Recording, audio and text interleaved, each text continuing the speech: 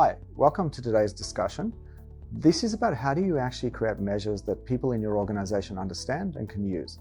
One of the biggest problems we see in performance measurement is that people create these fluffy measures, sort of broad aspirations, but they don't actually tell people what are we going to measure and how's it going to work.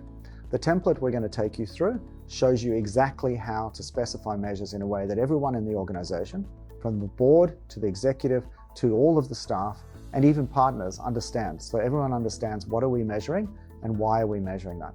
So the template you're going to see basically has the following components. One, what is the objective? What is the thing we're trying to achieve?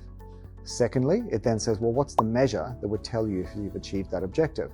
An example of a measure might actually be dollars of revenue, or dollars of cost, or cost of goods sold, or number of employees, or number of people finishing a particular course. These are all measures that can actually be measured. People talk about SMART. SMART is it specific? Is it measurable? Is it something you can make someone accountable for? Is it realistic, which goes to the target? And also, is it time bound? So do we know by when? So when you do the measure, you can apply some of those SMART questions to, is this actually a measure? What you should then have is the baseline. So what is the current number? So let's say you're trying to grow revenue. You might have a baseline. At the moment, we have $120 million a year of baseline revenue. If you wanted to grow it by 10% by next year, you'd be looking for 12% growth. So your target would be 132 million of revenue by the end of the coming financial year.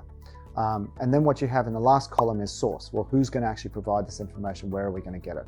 What's the point of writing this out?